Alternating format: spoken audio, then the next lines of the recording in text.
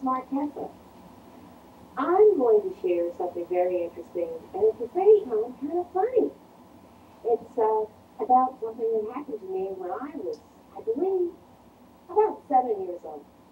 I was always a very, very active kid, always getting into things. Um, Whenever my parents would want to punish me, I would run, I'd hide, I'd get under chairs, I'd get under beds, I'd go any place to keep my parents from finding me when they wanted to punish me. I have a younger brother who's 2.5 years younger than me. And I think when he was born, I was one of those 2.5-year-olds who didn't take very well to having this new person coming into the household.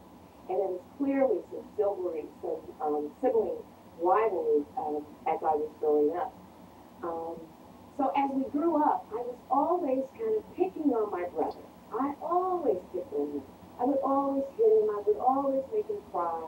I would always take his things away from him. I was always getting punished for doing something, and I would hide so they couldn't find me to punish me. Sometimes my parents would make me go to my room for things that I had done. And I would go in my room and I would yell out the window to everyone who passed by, "Hi, my parents put me in my room.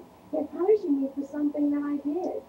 Sometimes I would go in the bathroom and I would get my dad's razor and I would decide I wanted to shave. And so I would shave with my dad's razor and I would cut my face all up. So I was a very, very active kid. I think the most exciting part, which I've been trying to get to for a few minutes, was the time I got my head stuck under the steps. I used to play, and this was outside. Sometimes I would go outside and I'd play, and I'd take my mom's pots and pans out of the kitchen, and I'd find big rocks, and I would put those in the pots, and those would be my roast. And then I would go and I would find grass and all kinds of things, and I would put those in a smaller pot, and those would be my vegetables. And then I'd find some smaller rocks and put them in another pot, and those would be my potatoes.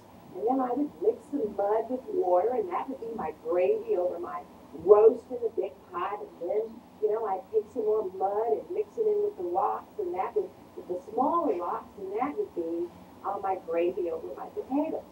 But this one day when I was out there playing, the big rock that I needed for my roast was under the steps. I was trying to figure out, how am I going to get this rock from under the steps?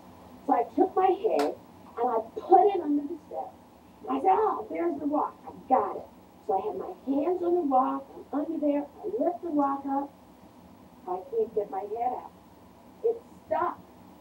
I'm trying to get my head, and I'm wiggling and I'm wiggling. And you would think a 6-year-old's head would not be so big that they couldn't get it from under these steps. I'm yelling and I'm wiggling and I'm trying to get from under the steps. It felt like ever. I never got my head from under the steps. So I had to wait for my mom to come looking for me, and she found me with my head stuck under the steps. I'm crying and I'm saying, "Mommy, help, I can't help."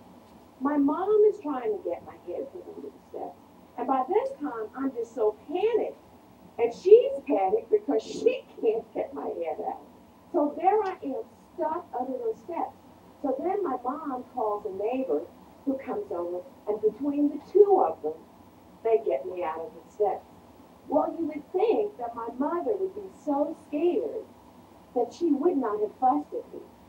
As usual, I got fussed at for doing something else I had no business doing.